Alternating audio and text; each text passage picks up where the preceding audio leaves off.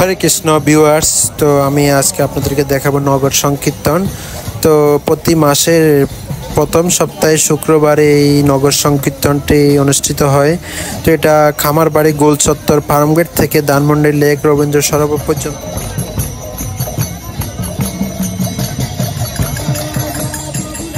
তো এই নগর সংকীর্তনে অনেক ভক্তরা এসে থাকে, তো ভক্তরা এসে নগর সংকীর্তন করে থাকে। তো আমার কাছে এই নগর সংকীর্তনটি অনেক ভালো লাগে থাকে। তো আমি মাঝে মাঝে প্রতি মাসের প্রথম সপ্তাহে চেষ্টা করি এই নগর সংকীর্তনে যোগদান করার জন্য।